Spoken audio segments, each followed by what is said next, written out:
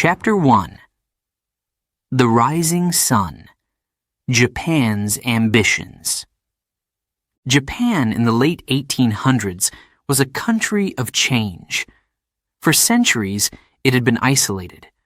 No foreign ships could enter its ports. No foreign ideas could cross its borders. But in 1853, everything changed. American ships arrived. They were big, black, and powerful. Japan could not resist them. The country opened its doors to the world. The leaders of Japan were worried. They saw how strong other nations were. They did not want Japan to be left behind. So they made a bold decision. Japan must modernize. It must grow strong, like the Western powers. It was time for a new Japan. Factories were built. Railways spread across the land. The army was trained in new ways. The navy grew with modern ships. Japan was transforming. It was no longer a country of farmers and samurai. It was becoming a nation of machines, cities, and soldiers. The world began to notice. Japan was rising. But there was a problem. Japan was small. It had mountains and forests, but not enough land for farming. Its people needed more food. Its factories needed more materials, like coal, oil, and iron. Japan could not find everything it needed at home. What could it do? The answer was clear to its leaders: expand. Japan's leaders believed they had a mission. They wanted to make their country strong and respected. Some said it was Japan's destiny to lead Asia. Others believed they had to protect their nation from Western powers. If Japan did not grow, it might be crushed by stronger countries. Expansion seemed like the only way forward. In 1894, Japan went to war with China. China was weak, and Japan won. It took control of Taiwan and other territories. 10 years later, in 1904, Japan fought Russia. This time, the world was watching. Russia was a giant, but Japan surprised everyone. Its navy sank Russian ships. Its soldiers won battles. In 1905, Japan became the first Asian country to defeat a European power in modern times. The world was amazed. Japan's leaders were proud, but they wanted more. They saw how Western nations built empires. Britain had India. France had Vietnam. The United States controlled the Philippines. Why not Japan? They believed their nation deserved the same. They looked to Korea and Manchuria, regions rich in resources.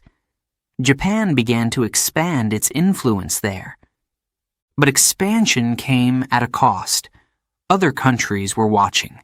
They did not trust Japan. Tensions grew. In the 1930s, the world fell into crisis. Economies collapsed. Countries turned inward, struggling to survive. But Japan saw opportunity. It invaded Manchuria in 1931. It set up a puppet government. This action shocked the world. The League of Nations, an international organization, told Japan to stop. But Japan refused. It left the League and continued its plans. Inside Japan, the mood was changing. People were proud of their military victories.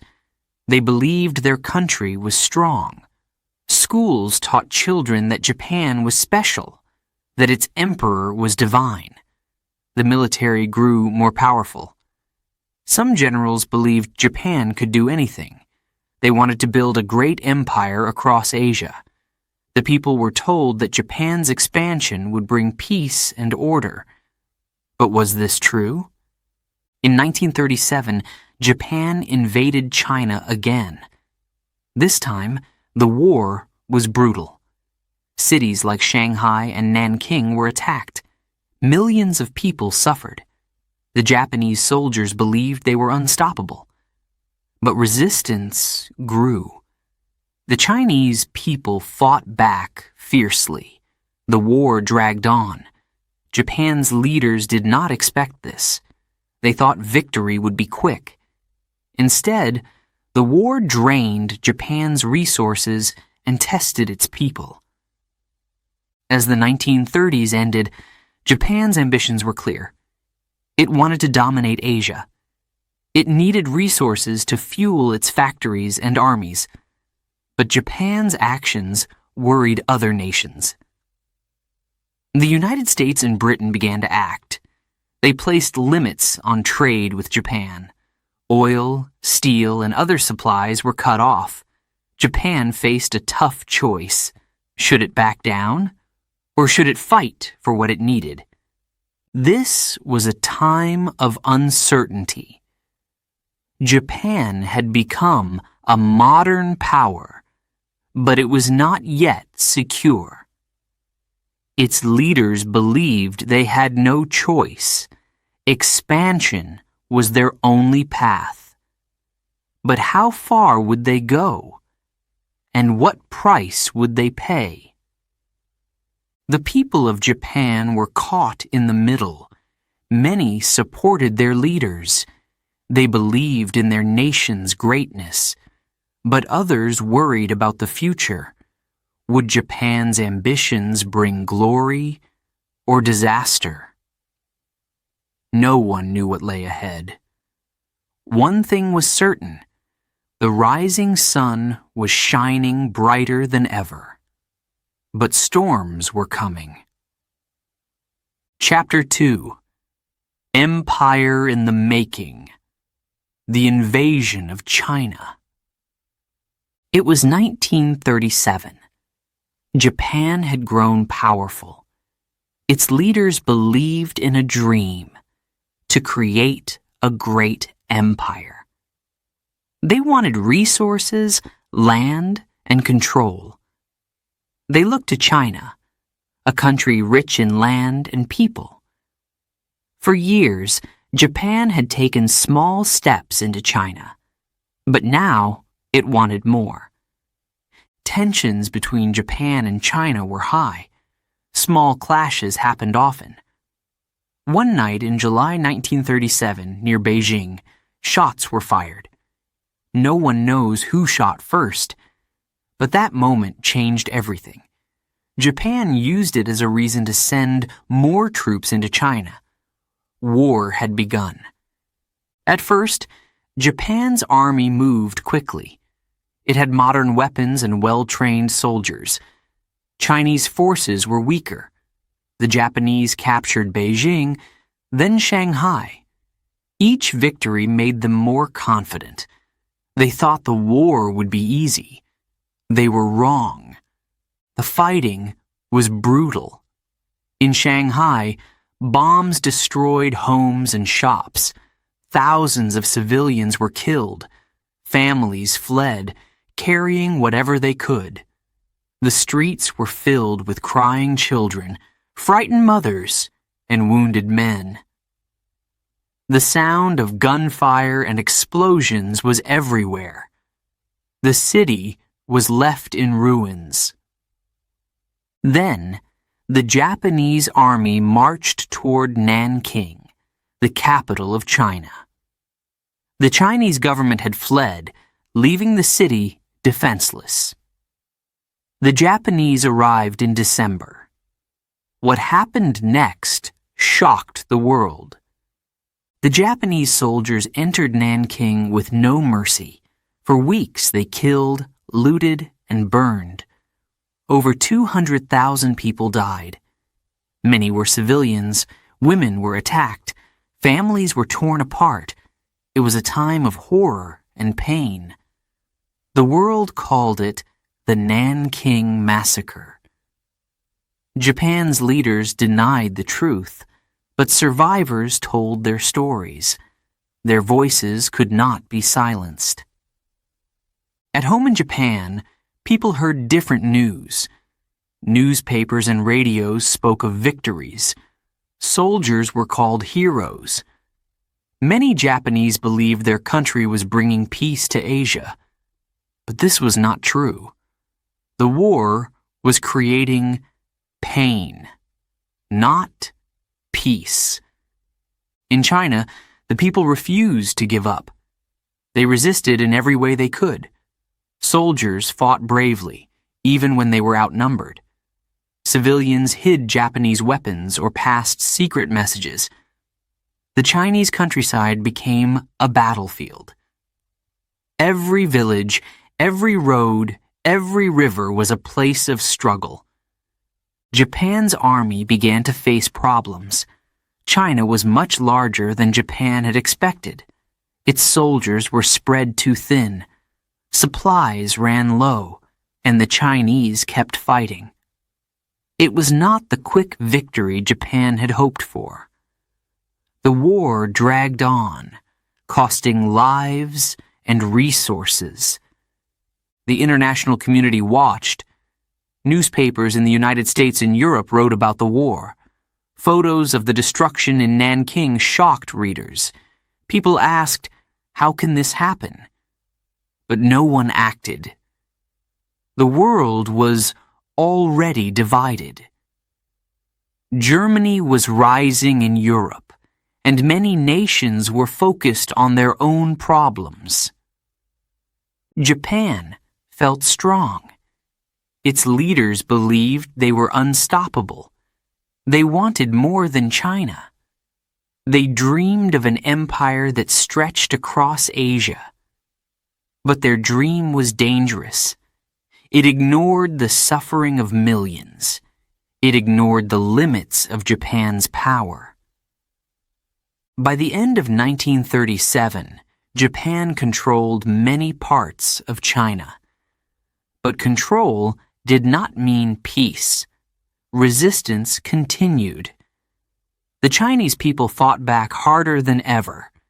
Japan's leaders began to worry. They had started a war they could not easily end. Life for Japanese soldiers was not easy. Many were far from home, tired, and afraid. Some questioned what they were doing. Others were loyal to their leaders and believed in the mission. But as the war dragged on, doubts grew. The victories felt hollow. The losses were heavy. In China, life was even harder. Entire cities were destroyed. Families were separated. Farmers lost their land. Hunger and disease spread. Yet the Chinese people did not give up. They found strength in their struggle. They hoped for freedom and peace. The invasion of China showed the world a new Japan. It was not just a rising power. It was an empire in the making. But this empire came at a terrible cost. It brought death and destruction. It created enemies. It planted the seeds of future conflict. As 1937 turned to 1938, the war showed no signs of ending. Japan had started something it could not control. The dream of a great empire seemed further away than ever. And the world, watching from afar, wondered what would happen next. Chapter 3. Storm Clouds in the Pacific. The year was 1939. War had broken out in Europe. Germany, led by Adolf Hitler, invaded Poland. Britain and France declared war. Soon, the entire continent was fighting. The world watched as battles raged. In Asia, Japan saw an opportunity. Japan's leaders believed they could use the chaos in Europe to their advantage. Western powers like Britain and France were distracted. Their colonies in Asia seemed vulnerable. Japan thought it was the perfect time to expand its empire further. But there was one problem: the United States. America was a powerful nation. It had a strong navy in the Pacific and large colonies, like the Philippines. Japan and the United States were already tense. Both nations wanted influence in Asia. Both were preparing for a possible conflict. The two countries began to exchange warnings. Japan wanted to keep expanding, but the United States said no. America worried about Japan's growing power. It started to cut off supplies to Japan. Oil, steel, and rubber, all essential for Japan's military, were stopped. Japan felt cornered. The tension grew even more when Japan joined an alliance with Germany and Italy in 1940. The three countries called themselves the Axis powers. Together, they promised to help each other. If one was attacked, the others would fight back. Japan believed this alliance made it stronger, but it also made the United States more cautious. Would Japan use this alliance to start a war in Asia? In 1941, Japan's leaders faced a difficult choice. They wanted to keep growing their empire. But they also knew that fighting the United States would be risky. Japan did not have the same resources as America. Its leaders wondered, could they win such a war? To prepare for any conflict, Japan's army and navy began to plan. They trained their soldiers.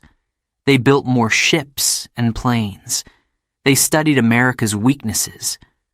The mood in Japan was tense, but determined.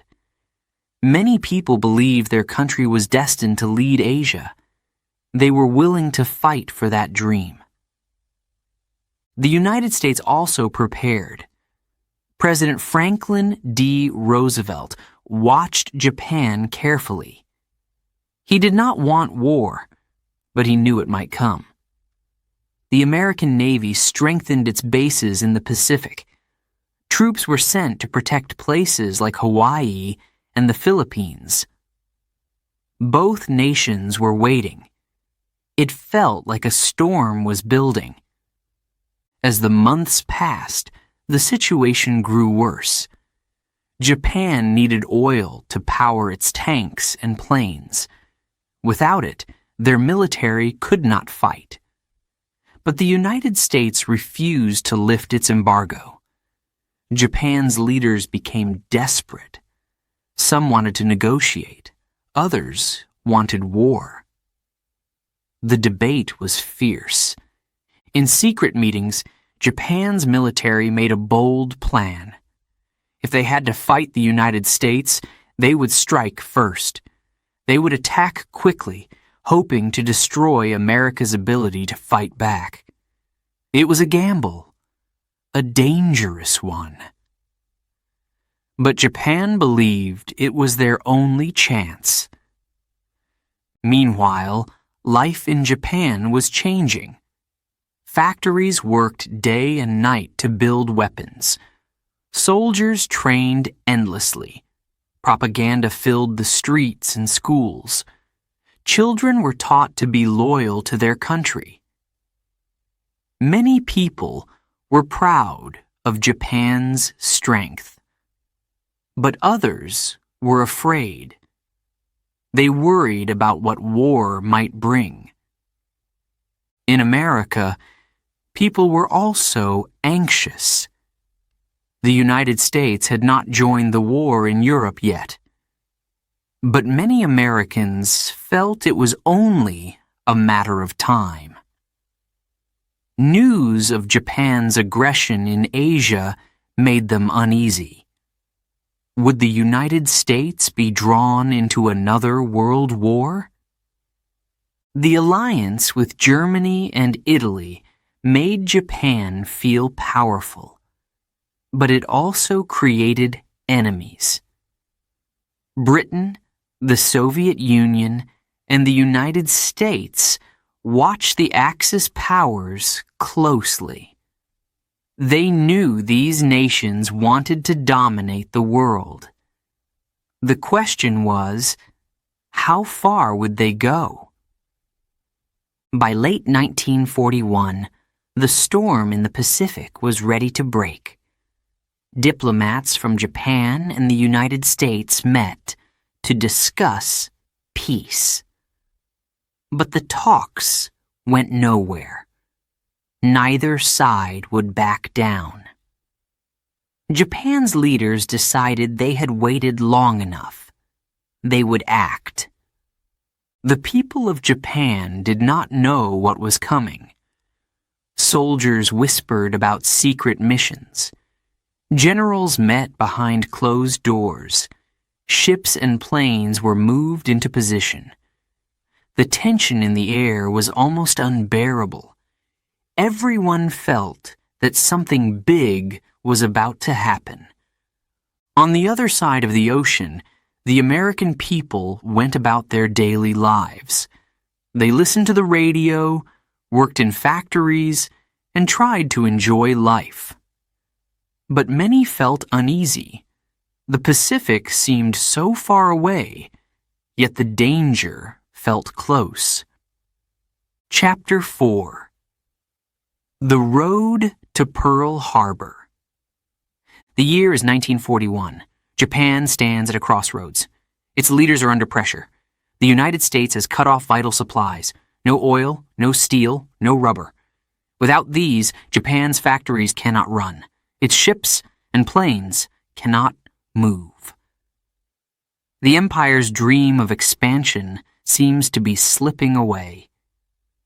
Japan's leaders gather in secret meetings.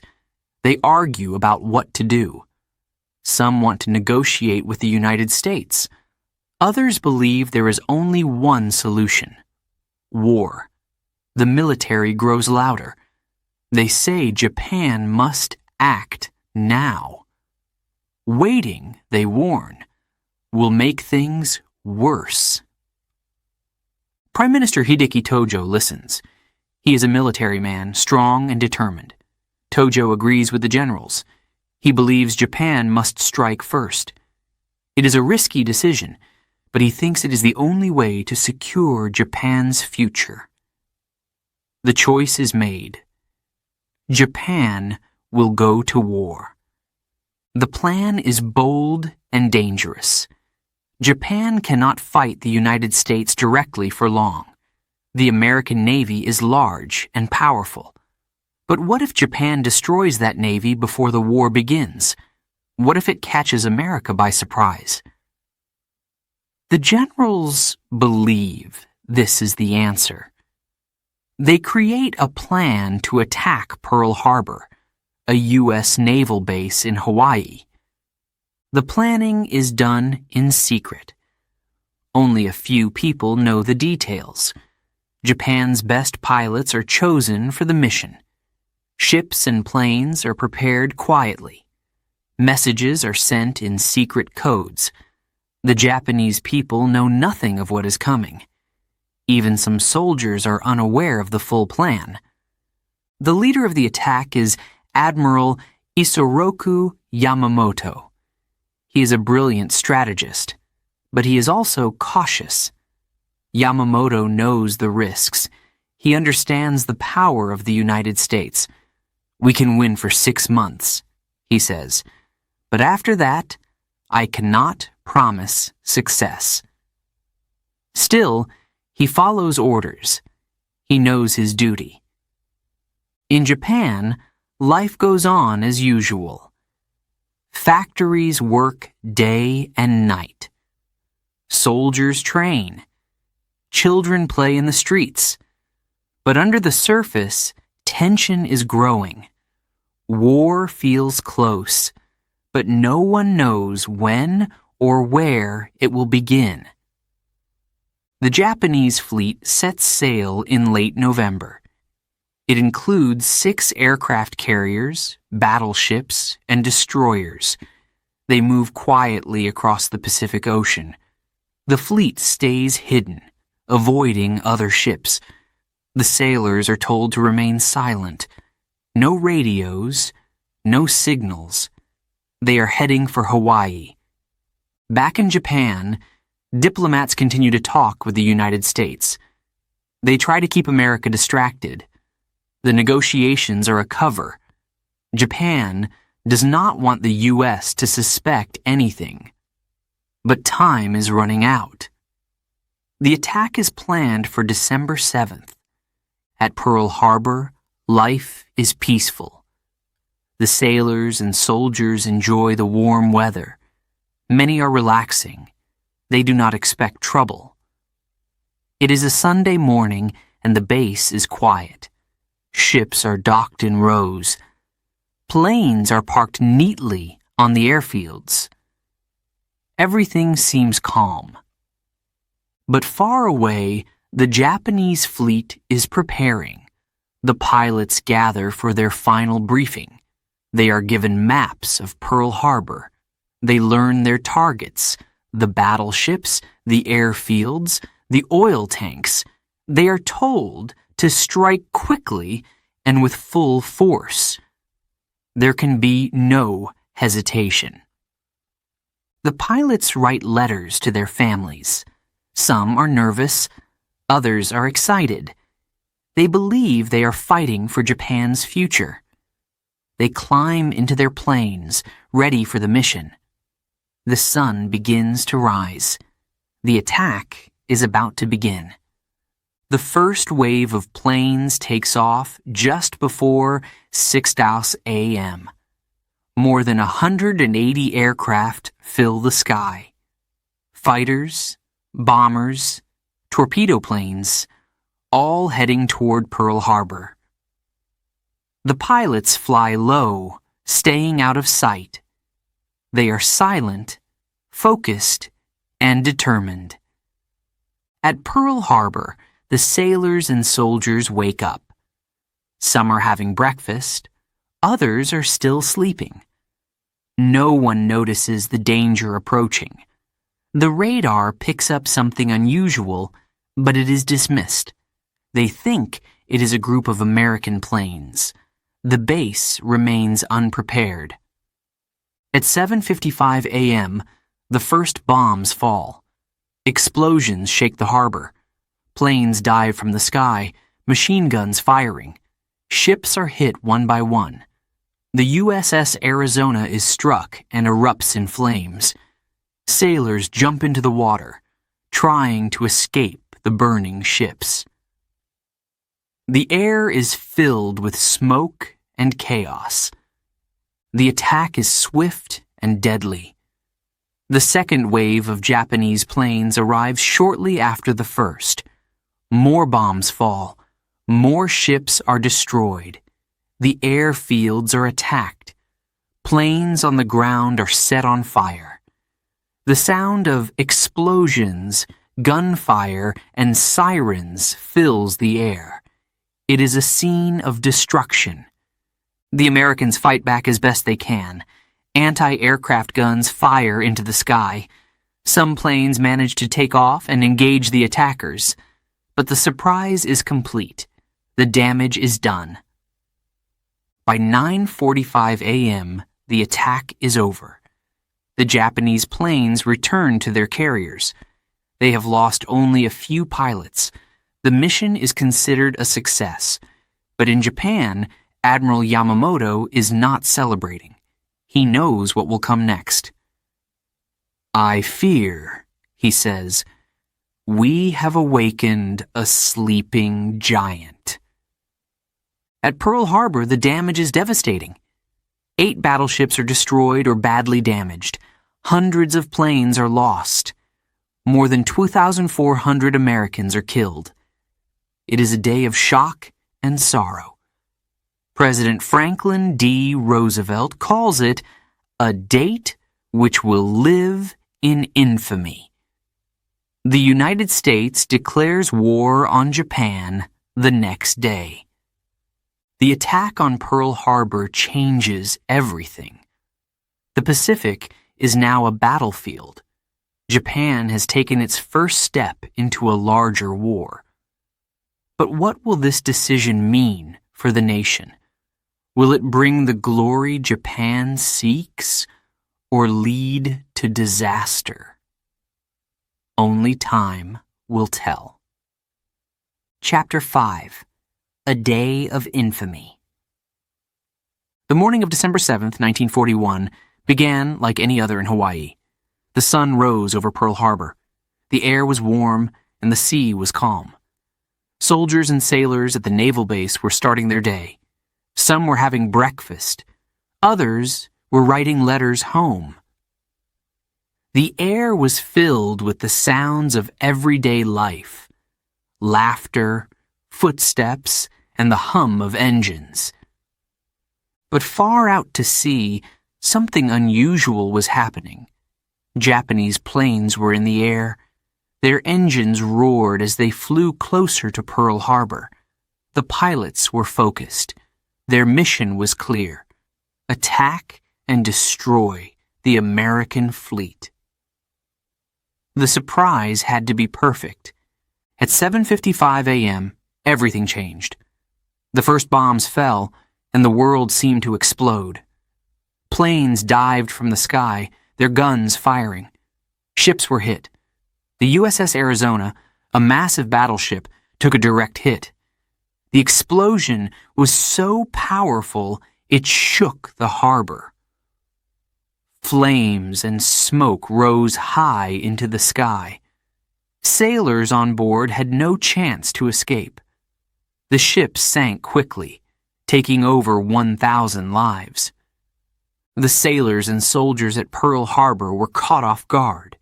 Many were still in their bunks. They ran to their stations, confused and scared. The noise was deafening. Bombs exploded. Guns fired. Planes roared overhead.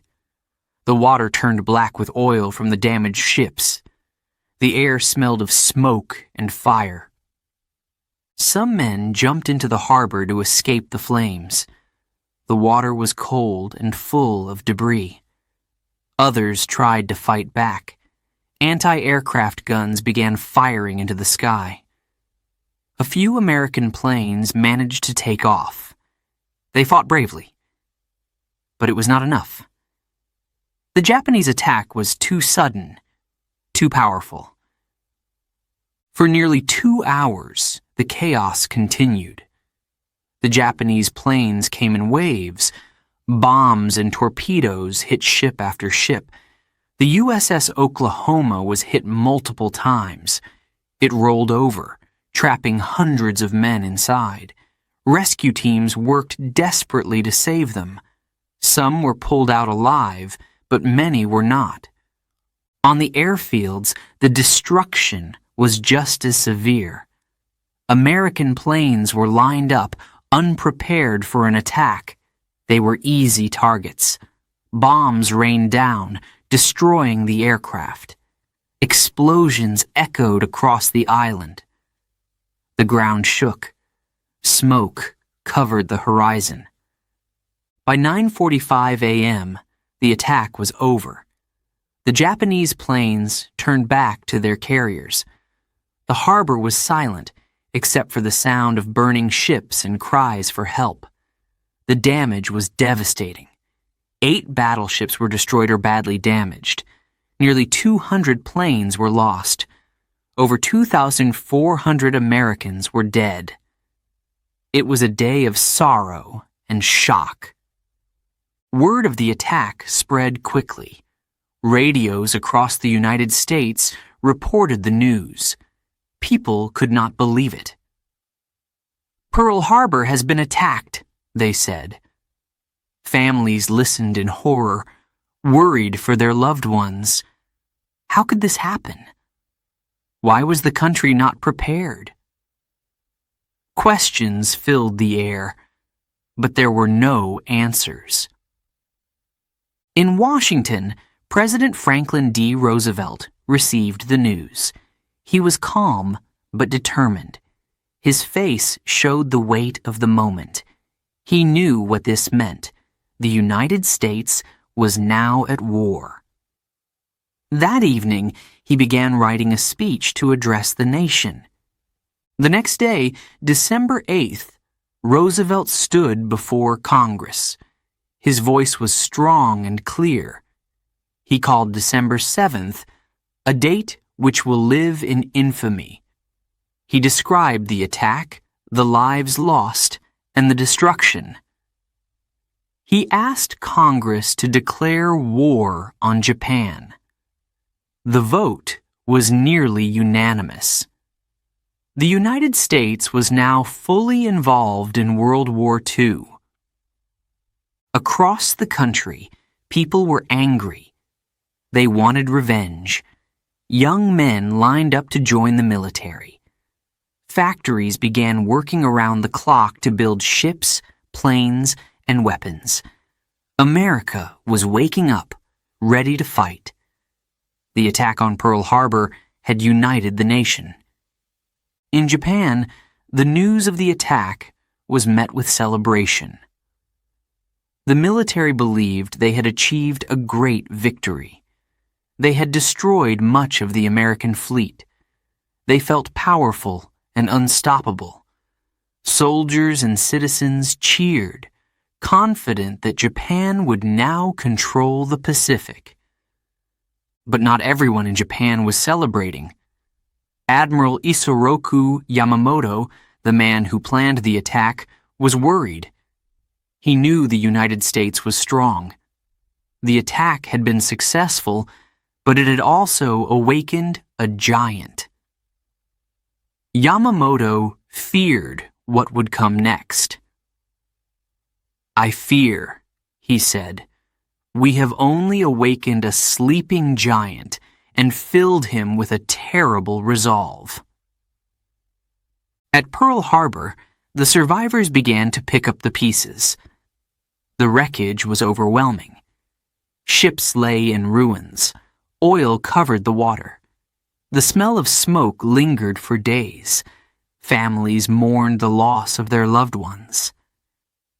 Sailors worked tirelessly to rescue those who were trapped. Some were found alive, but many were not. Despite the destruction, there was hope. The American aircraft carriers, the most important ships in the Navy, were not at Pearl Harbor during the attack. They had been out at sea. This gave the United States a chance to rebuild and fight back. The war in the Pacific was just beginning. December 7th, 1941, changed the world. The attack on Pearl Harbor brought the United States into World War II. It was a day of tragedy, but also a turning point. The American people were now united in a common cause. They were ready to defend their country and fight for freedom. For Japan, the attack was a gamble. It gave them a temporary advantage, but it also brought a powerful enemy into the war. The events of that day set the stage for a long and brutal conflict. The Pacific would soon become a battlefield, with battles fought on land, sea, and air. The story of Pearl Harbor is one of bravery, sacrifice, and resilience. It is a reminder of the cost of war and the strength of the human spirit. As the smoke cleared and the world moved forward, one thing was certain. The events of December 7th would never be forgotten. Before we begin, Chapter 6, a quick note for our listeners. You're currently listening to this audiobook on WooEnglish. Remember, This content is specially made for WooEnglish listeners only. If you're hearing it on any other channel, it may be a violation of WooEnglish's rights. Please ensure you're tuned into the right source to fully enjoy and respect this audiobook journey. Now, let's continue the story. Chapter 6. The Empire Expands. After the attack on Pearl Harbor, Japan's military moved quickly. They had a plan to dominate Asia and the Pacific. Their leaders believed this was Japan's time to rise. The empire expanded like never before. In December 1941, Japan attacked multiple places at once. They struck the Philippines, a colony of the United States. They bombed airfields and harbors, destroying American planes and ships. Soldiers landed on beaches, pushing the defenders back. The fighting was intense, but Japan's army was strong. By early 1942, they controlled the Philippines. At the same time, Japan turned its eyes to Southeast Asia. British-controlled Malaya and Singapore became targets. Singapore was known as an impenetrable fortress. It seemed impossible to capture.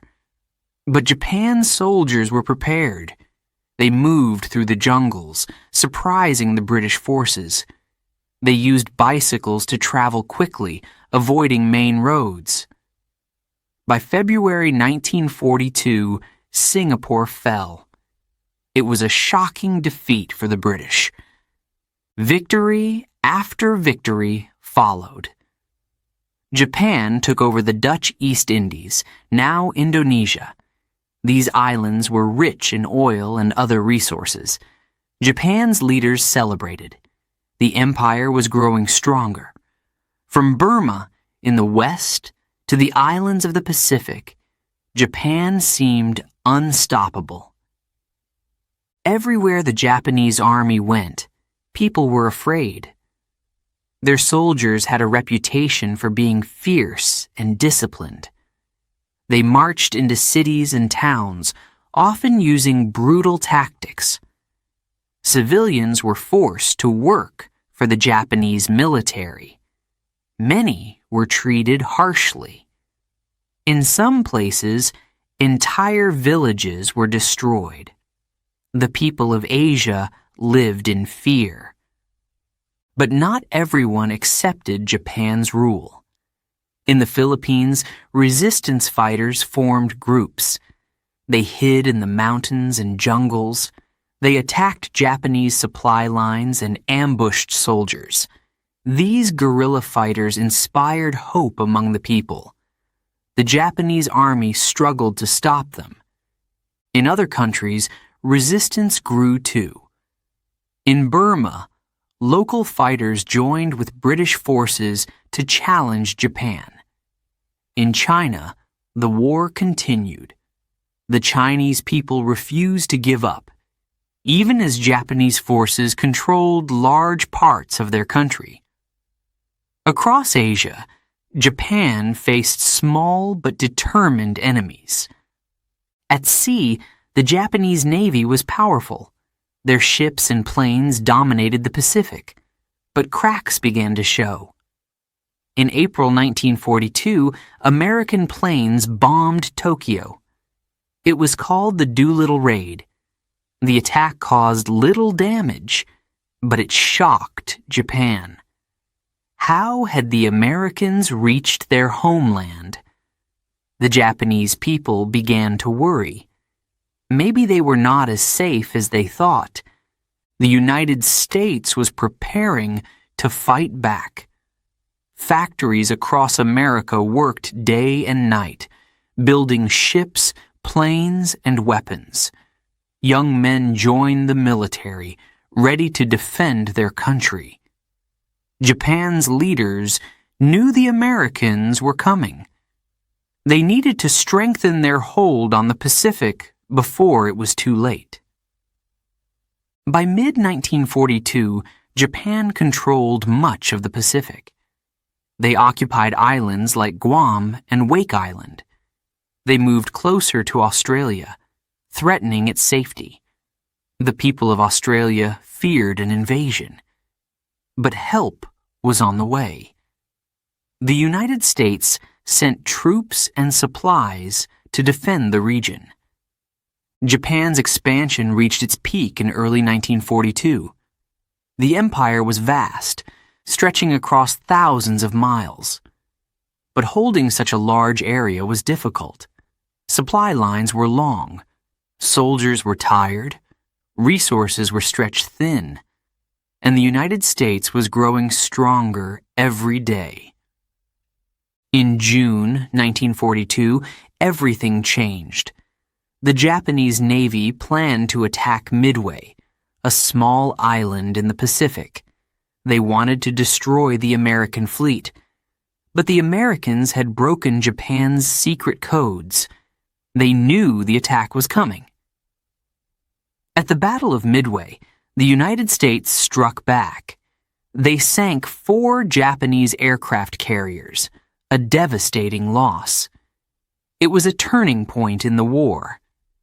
After Midway, Japan's expansion slowed. The victories that once came so easily were harder to achieve. Resistance movements grew stronger. American forces began their counterattacks. Japan's leaders realized they faced a long and difficult war.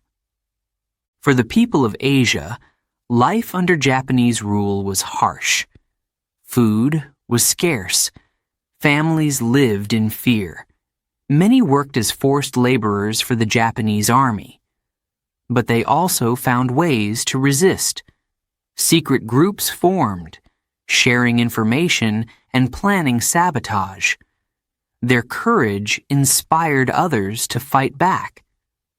In Japan, the mood was changing. At first, people had celebrated the victories. They believed in their nation's strength. But as the war dragged on, doubts grew.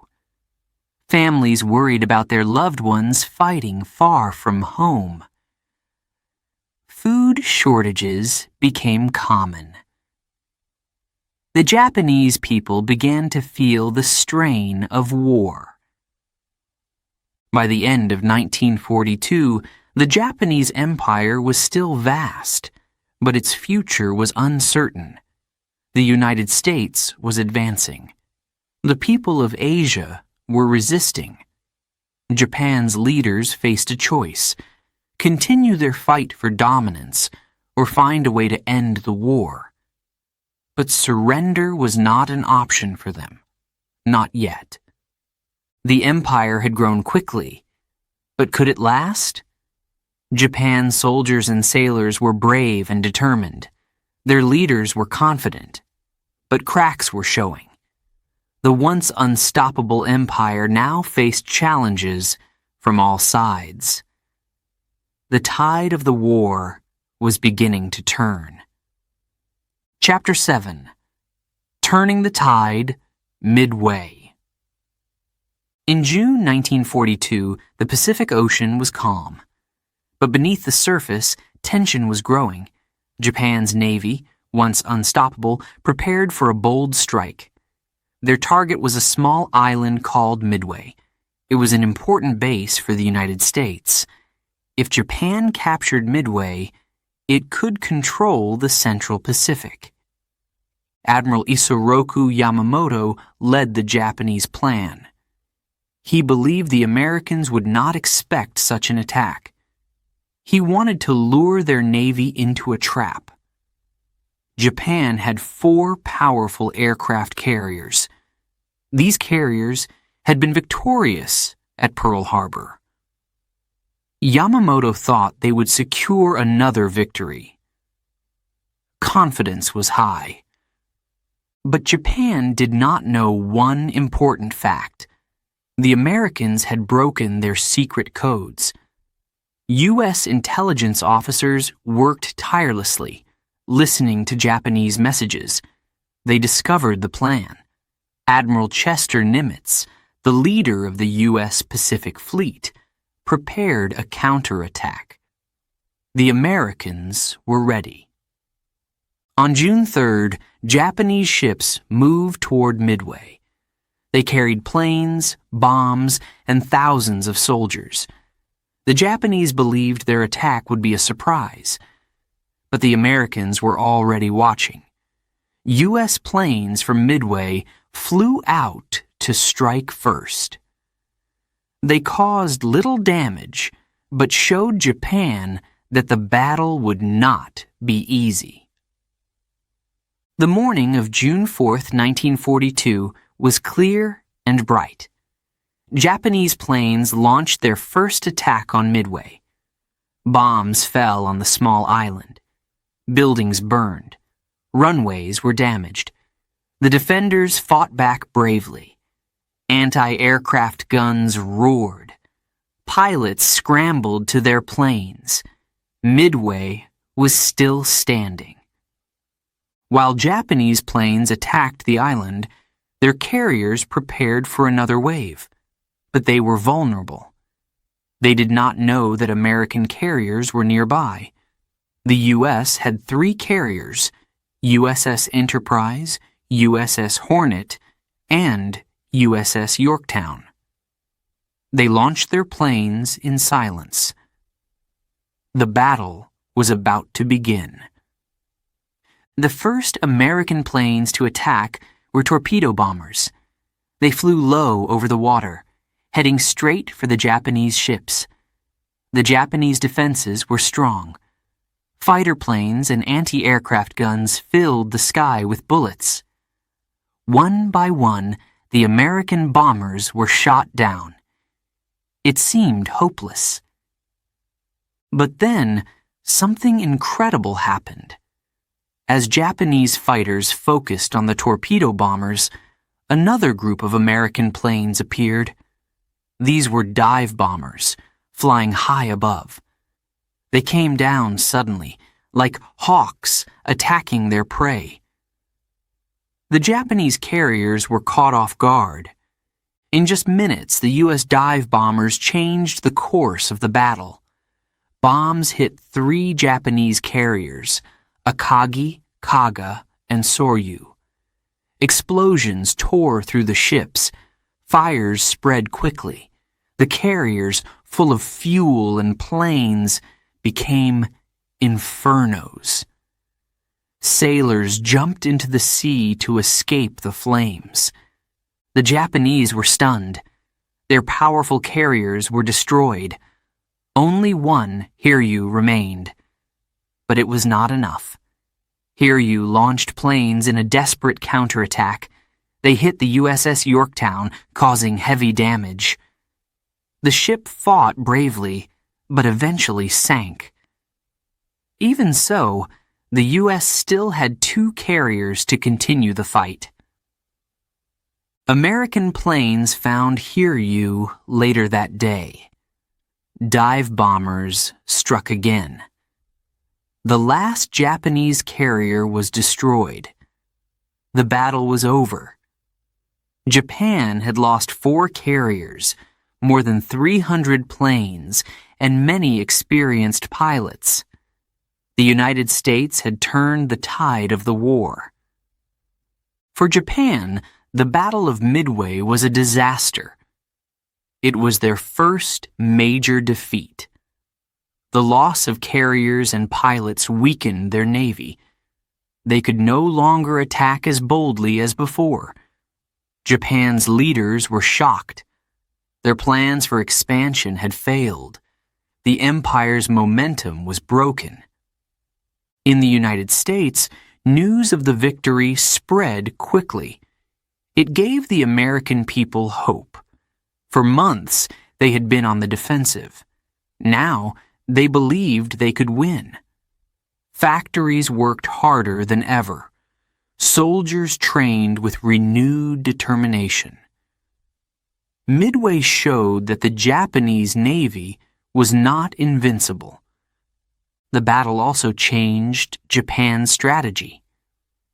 After Midway, they focused on defending their empire instead of expanding it.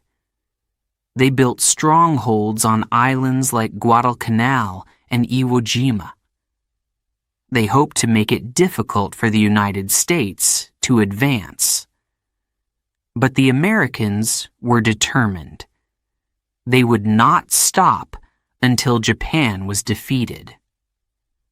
The sailors and pilots who fought at Midway became heroes. Many of them never returned home. Their bravery and sacrifice shaped the course of history. For both nations, the battle was a turning point. It marked the beginning of Japan's decline and America's rise. The ocean at Midway was calm again after the battle. But beneath the waves, the wreckage of ships and planes remained. It was a reminder of the cost of war. Thousands of lives were lost in those few days. The world would never forget the Battle of Midway.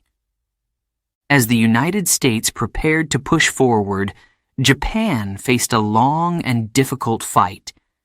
The empire had been shaken. The tide of war was turning, and the future was uncertain. For the first time, Japan's leaders realized they could lose. The battle had changed everything. Chapter 8. The Long Retreat. By late 1942, the tide of the war was turning against Japan. The Battle of Midway had been a crushing defeat. The Japanese Navy was weakened. The United States and its allies were growing stronger. Japan's empire, once expanding rapidly, was now under threat. The Allies began to fight back. Their first target was Guadalcanal, a small island in the Pacific. Japanese forces had built an airfield there. This airfield could be used to attack Allied ships and planes. The United States could not allow it to remain in enemy hands. In August 1942, U.S. Marines landed on Guadalcanal. The jungle was thick and humid. The ground was muddy and the air buzzed with insects. It was a difficult place to fight. Japanese soldiers were hidden in the trees and caves. They were skilled at jungle warfare. The Marines knew this would not be easy. The fighting on Guadalcanal was brutal. Soldiers on both sides suffered. At night, the jungle came alive with the sounds of battle. Gunfire echoed through the trees. Grenades exploded in the darkness. The Japanese launched fierce attacks, but the Americans held their ground. Supplies were scarce. Food, medicine, and ammunition had to be brought in by ship. Many men became sick with malaria. Others were wounded and needed care. Yet, the Marines did not give up. In the seas around Guadalcanal, the battle continued. Japanese and American ships clashed in deadly naval engagements. Planes from both sides fought in the skies above. The waters turned red with blood and oil. Ships burned and sank, taking hundreds of sailors with them. The struggle for the island was fierce. Finally, after 6 months of fighting, the Japanese withdrew from Guadalcanal in February 1943. It was a hard-fought victory for the Allies. For Japan, it was another step backward. The empire was beginning to shrink. As the Allies pushed forward, Japan faced more defeats. In the Philippines, U.S. forces returned to reclaim the islands. In Burma, the British and their allies advanced. Across the Pacific, island after island, fell to the Allies. Each battle brought Japan closer to its homeland. The Japanese army fought bravely, but suffered heavy losses. Supplies were running out. Soldiers went without food for days. Ammunition was scarce. Many fought with whatever they could find: knives, sticks, even their bare hands. Despite this, they refused to surrender. Japan's leaders demanded total loyalty. Soldiers were told it was better to die than to be captured. This belief led to tragic losses. Civilians also paid a high price. In the Philippines, Japanese forces killed thousands of people during their retreat. Entire villages were burned. Families were torn apart. The suffering was immense, yet resistance grew. In many places, civilians joined the fight against Japan. They worked with Allied forces, sharing information and sabotaging Japanese operations. Back in Japan, life was becoming harder. The once proud nation was now struggling. Food was scarce. Bombings by Allied planes destroyed cities and factories. Families worried about loved ones fighting far away. The government told the people to remain strong. Propaganda filled the streets and airwaves. It promised victory, but many began to doubt. In the Pacific, the Allies adopted a strategy called island hopping. They attacked key islands while bypassing others. Each victory brought them closer to Japan. The fighting grew more intense. On islands like Saipan and Iwo Jima, battles lasted for weeks. The Japanese defended every inch of land. Civilians were caught in the middle. Many chose death over capture, jumping from cliffs or hiding in caves. The jungle fights continued to be some of the most brutal. On New Guinea, Australian and American forces faced tough conditions. The jungle was thick, the terrain rough. Soldiers climbed mountains and crossed rivers. Japanese forces, though outnumbered, used the jungle to their advantage. It was a fight for survival.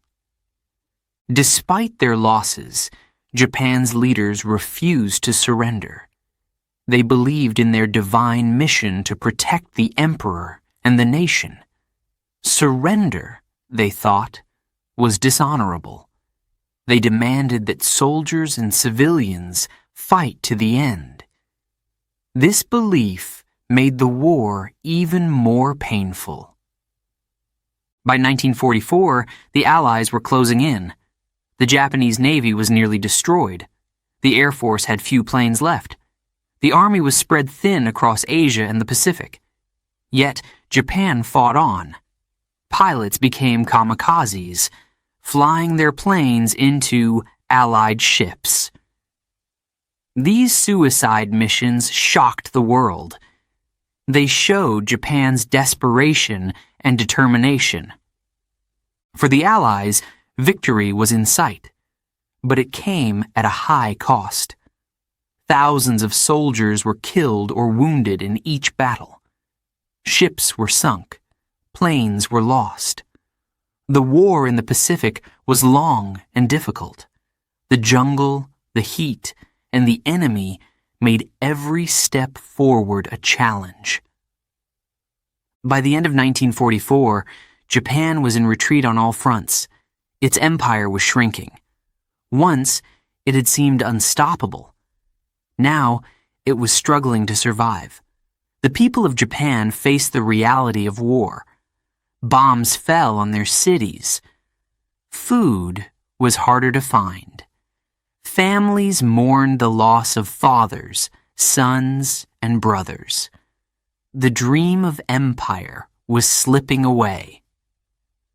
Yet, Japan's leaders did not give up. They prepared for the final battles.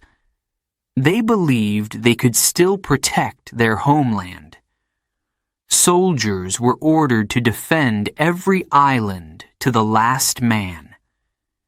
Civilians were told to be ready to fight. The war was far from over. The long retreat showed the strength and determination of both sides. Japan's soldiers fought bravely, even when the odds were against them. The Allies showed great courage, pushing forward despite heavy losses. The war was entering its final stage, but the cost of victory would be high. Chapter 9. Home Front Hardships. By 1944, life in Japan had changed. The war was no longer just something happening far away. It had come to the cities, towns, and villages. Bombs fell from the sky, food was scarce, and families lived in fear. The once proud empire was struggling, and ordinary people were paying the price. At first, the Japanese people had supported the war. They believed in their leaders. They trusted the military. News of victories filled the newspapers. Posters on the streets told them to stay strong. But as the war dragged on, hope began to fade. The bombings started slowly. At first, only military targets were hit, but as the Allies grew stronger, the attacks became more frequent and more destructive. Entire neighborhoods were destroyed. Wooden homes burned quickly. The skies were often filled with smoke. Sirens wailed, warning people to take cover. Children ran to bomb shelters, holding tightly to their mothers' hands. The worst came in 1945, when American planes began using a new type of bomb, fire bombs. These bombs caused massive fires. Tokyo was hit the hardest. One night in March, the city was set ablaze. The flames spread quickly, destroying homes, schools, and shops. Thousands of people died. Families were separated in the chaos. Many never found each other again. Food was another challenge. Japan had relied on imports for much of its food, but the Allied blockade made this impossible. Rice, vegetables, and fish became scarce. People stood in long lines to get even a small portion of food. Children grew thin. Mothers gave their meals to their children, even if it meant going hungry themselves. People found ways to survive. Farmers shared what little they had with city dwellers.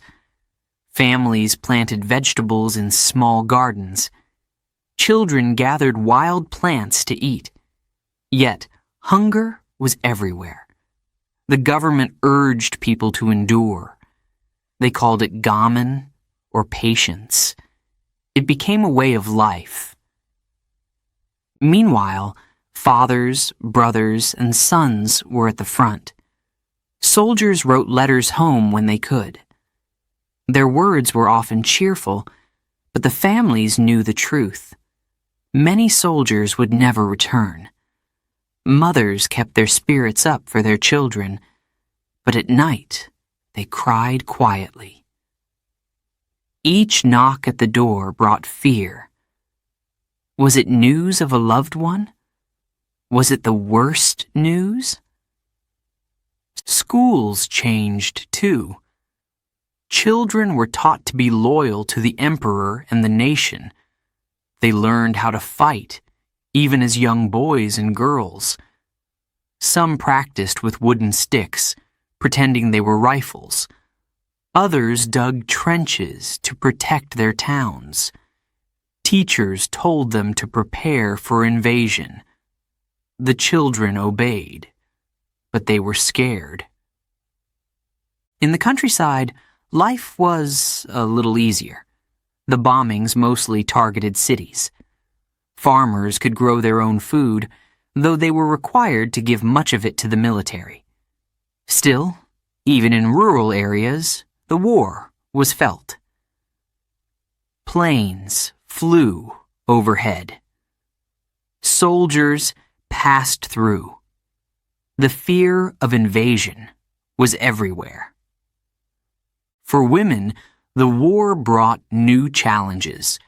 Many had to take on jobs that were once done by men. They worked in factories, producing weapons and supplies. They built planes and repaired ships.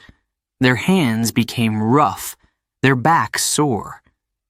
Yet, they were proud to help their country.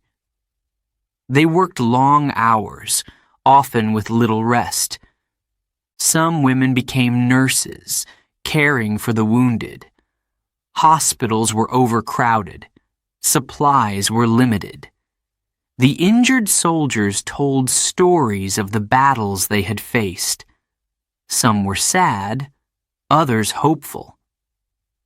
The nurses listened, offering comfort where they could. Despite the hardships, the Japanese people showed incredible resilience. They supported each other. Neighbors shared food and shelter. Communities came together to rebuild after bombings. Children played games, even among the ruins. Families sang songs to keep their spirits up. The people endured. The government continued to urge the people to fight on. Radio broadcasts spoke of honor and sacrifice. Posters encouraged everyone to give their all for the emperor. Even as cities burned and soldiers died, the message remained the same. Never give up. But doubts were growing. Some wondered if the war could be won. They saw the destruction, the hunger, the loss. Still, they could not speak out. To question the war was dangerous. It could lead to arrest, or worse. By 1945, Japan was struggling to survive. The cities were in ruins. The countryside was stretched thin. The people were tired. Yet, they kept going. They believed they had no choice. Surrender was unthinkable. Their leaders told them to prepare for the final battle. Everyone, men, women, and children, would fight to defend the homeland. Despite the hardships, there were moments of kindness and hope. A mother shared her last bowl of rice with a stranger. A teacher comforted her students during an air raid. A soldier sent home a small gift, a flower he had picked, pressed into a letter. These small acts reminded people of their humanity, even in the darkest times. As the war drew closer to its end, the hardships grew worse. Bombs fell daily. Hunger became unbearable. Families clung to each other, waiting for the war to end. They prayed for peace, though they did not know how it would come. Life on the home front was a story of suffering, but also of strength. The Japanese people endured more than most could imagine. They faced fear, hunger, and loss. Yet, they found ways to survive. They showed courage in the face of danger. Their resilience became a symbol of their spirit. Chapter 10. Fire from the Sky, Hiroshima and Nagasaki. It was August 1945. The war in the Pacific had raged for years. Japan was weak.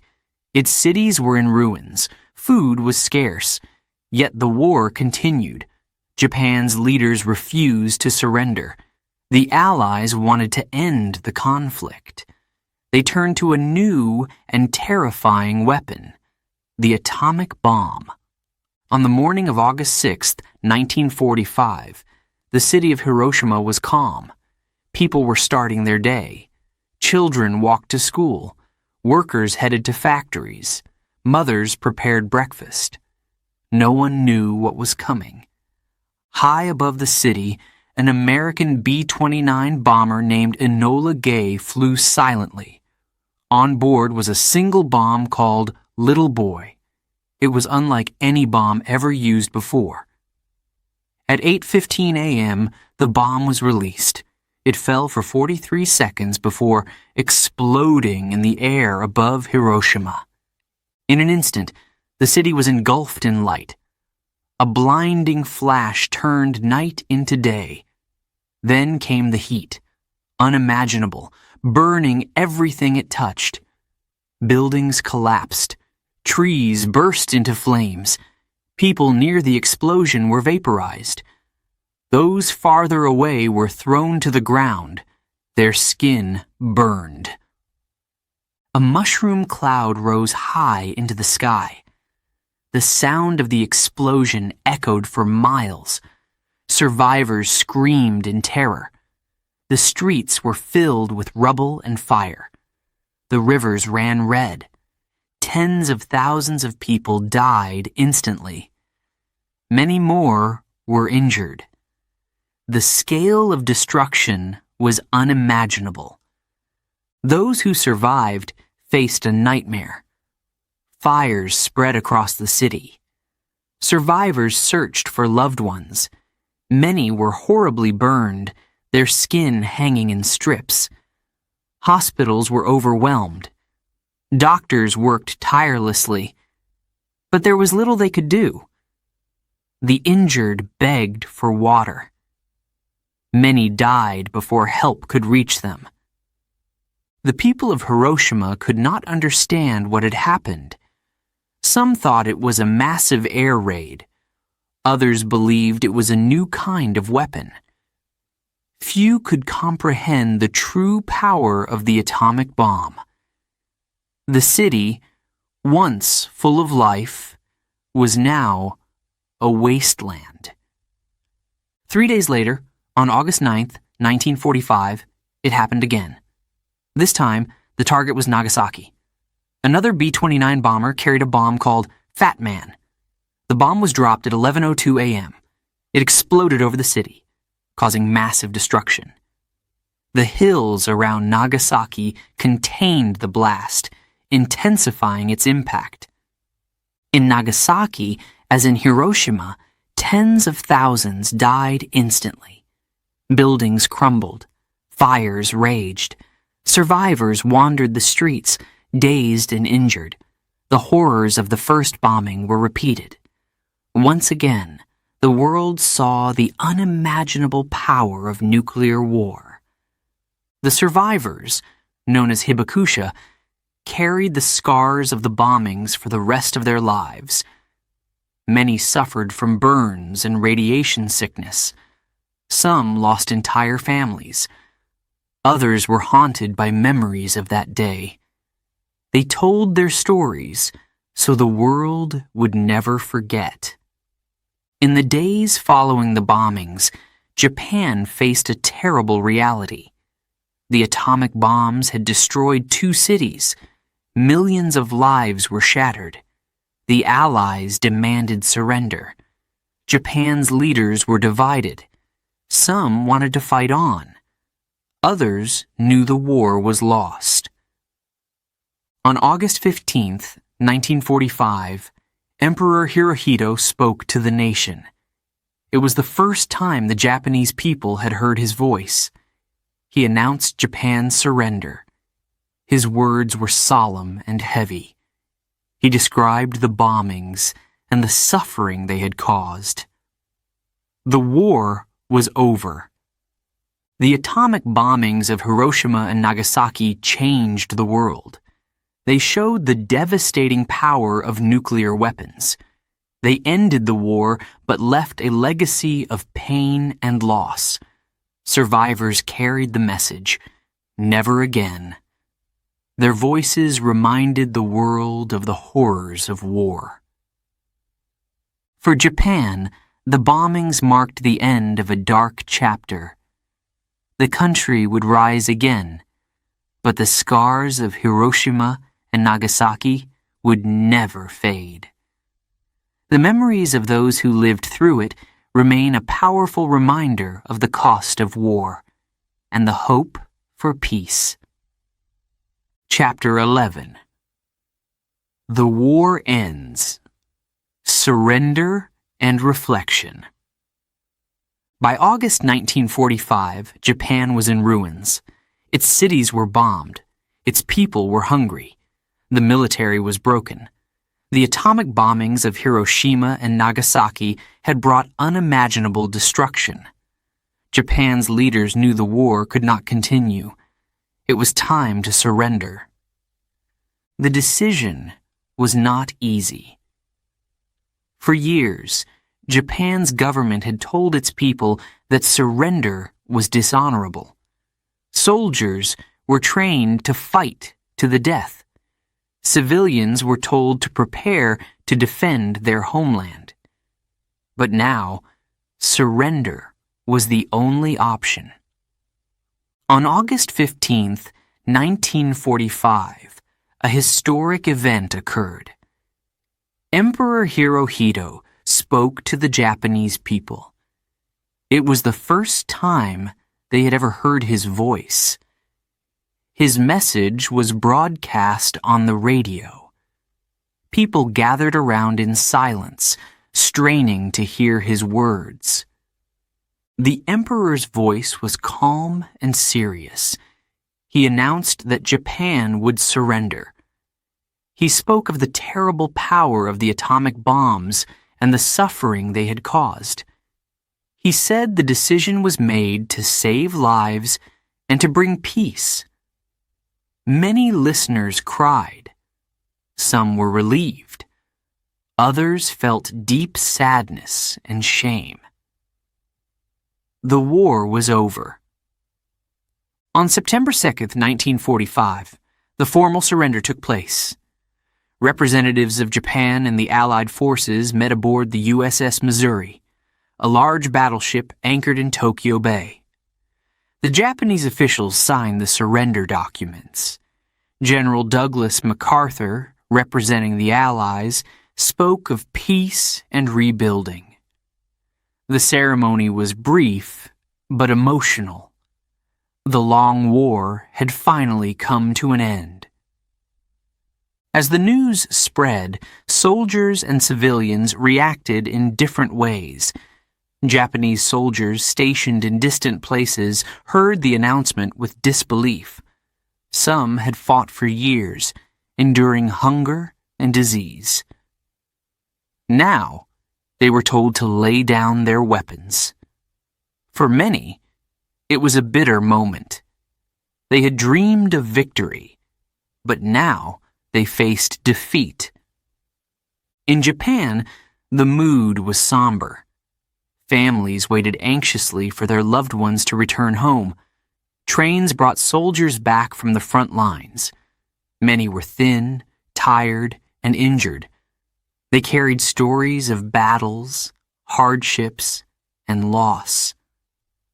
Some soldiers felt guilt for surviving when so many had died. The cities were filled with rubble. Streets were crowded with people searching for food or rebuilding their homes. Children played among the ruins, their laughter a rare sound of hope. Communities came together to share what little they had. The Japanese people began the long process of healing. For many, the end of the war brought mixed emotions. There was relief that the fighting had stopped. But there was also grief for the millions who had died. Families mourned fathers, sons, and brothers. Survivors of Hiroshima and Nagasaki carried the physical and emotional scars of the bombings. The pain of loss was everywhere. As Japan faced its defeat, the Allies began their occupation of the country. American soldiers arrived in Japan, not as enemies, but as overseers of peace. General MacArthur led the effort to rebuild Japan. He worked to create a new government, one based on democracy. The Japanese people were unsure at first. They had been told to fear the Americans. But over time, they saw that the occupation was focused on rebuilding, not revenge. Japan began to reflect on the cost of the war. The numbers were staggering. Millions of soldiers and civilians had died. Entire cities were destroyed. Families were broken. The Japanese people realized the war had brought more suffering than victory. Many began to question the decisions of their leaders. The surrender was also a turning point for the world. The use of atomic bombs shocked humanity. People everywhere asked if such weapons should ever be used again. The world had seen the horrors of war, and many hoped for lasting peace. In the years that followed, Japan worked to rebuild. Factories reopened. Schools were rebuilt. Farmers returned to their fields. People found strength in each other. They wanted to create a better future. The spirit of resilience was strong. The war taught Japan many lessons. It showed the dangers of unchecked power and the cost of war. It also taught the value of peace and cooperation. Japan's leaders vowed never to repeat the mistakes of the past. The people embraced a new vision for their country, one based on peace, prosperity, and progress. The soldiers who returned home faced their own challenges. Some struggled to find work. Others carried memories of the battlefield. But they were welcomed back by their families and communities. The war had ended, and now life had to go on. The emperor, once seen as divine, became a symbol of unity for the people. His decision to surrender had saved millions of lives. While many still revered him, others began to see him as a man, not a god. This marked a significant change in Japanese culture and society. For the Allies, Japan's surrender was a victory, but it was also a responsibility. The world had changed forever. The war showed the need for nations to work together to prevent future conflicts. The creation of the United Nations was one step toward that goal. The story of Japan's surrender is one of loss, but also of hope. The war had taken so much, but it also showed the strength of the human spirit. The Japanese people endured unimaginable hardship, yet they found the courage to rebuild. Their resilience became a symbol for the world. As the war ended, Japan looked to the future. It was a time of uncertainty, but also of possibility. What would the future hold? The people of Japan did not know, but they were ready to face it together, determined to rise from the ashes. Chapter 12. Rising from the Ashes, a New Japan. When the war ended in 1945, Japan was in ruins. Its cities were destroyed. Factories were silent. Families struggled to find food and shelter. The nation had lost everything, but its people had not lost hope. From the ashes of war, Japan began to rebuild. The work was not easy. Bombed-out cities like Tokyo, Hiroshima, and Nagasaki were unrecognizable. Homes were gone. Roads were blocked by rubble. But the people did not give up. They cleared the streets, brick by brick. Neighbors helped each other. Communities came together, determined to start over. The Allied occupation brought changes. General Douglas MacArthur led the effort to rebuild Japan. He worked with Japanese leaders to create a new constitution. This document promised democracy, equality, and peace. For the first time, women were given the right to vote. The Japanese people embraced these changes. They wanted to build a better future. In the years after the war, Japan's economy began to grow. Factories reopened, producing goods for export. Farmers returned to their fields, planting crops to feed the nation. Schools were rebuilt, and children returned to their studies. Education became a priority. The people believed knowledge would help them succeed. One of Japan's greatest strengths was its spirit of resilience. Families worked hard to rebuild their lives. Parents took extra jobs. Children helped in small ways. Everyone contributed. Even those who had lost everything found the courage to move forward. The government also played an important role. It focused on rebuilding infrastructure, roads, railways, and factories. With help from the Allies, Japan started to recover. New industries grew, from electronics to automobiles. The country was changing, step by step. By the 1950s, Japan's economy was improving. The world began to notice. Japanese companies, like Sony and Toyota, became symbols of innovation and quality. Japan's products were exported around the world. This economic success became known as the Japanese miracle. But the journey was not just about rebuilding cities and factories. The Japanese people had to heal. Many had lost loved ones. Survivors of the bombings in Hiroshima and Nagasaki carried deep scars, both physical and emotional. Yet, they found ways to move forward. Their stories inspired others. They became voices for peace. The lessons of the war were not forgotten.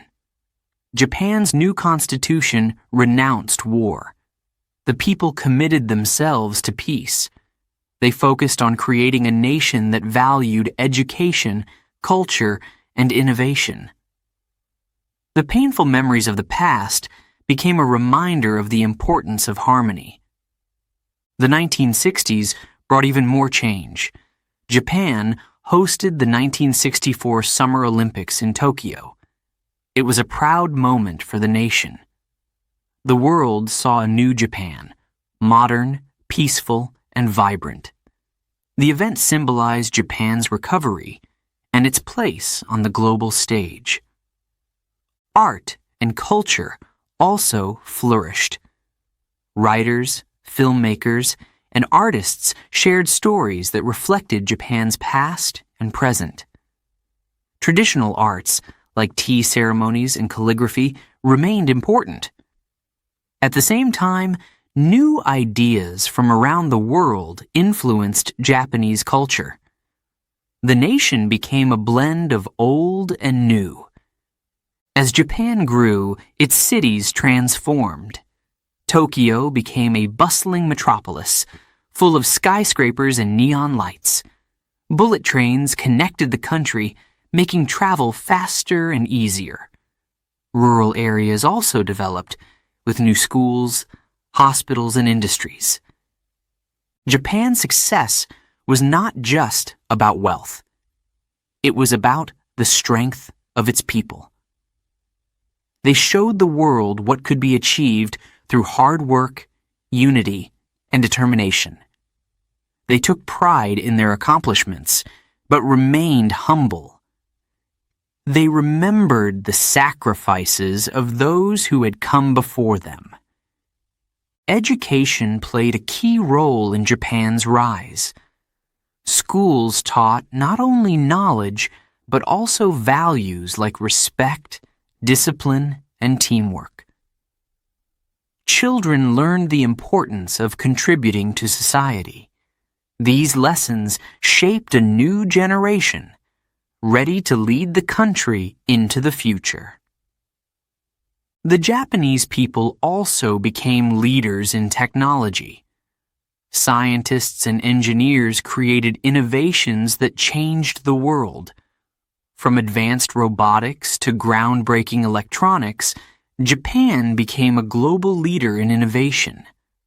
This progress brought jobs, opportunities, and pride. By the 1970s, Japan was one of the strongest economies in the world. Its influence grew in trade, culture, and technology. Tourists from around the globe visited to see the beauty of Mount Fuji, the bustling streets of Tokyo, and the historic temples of Kyoto. Japan had become a symbol of resilience and progress. Despite its success, Japan did not forget its past.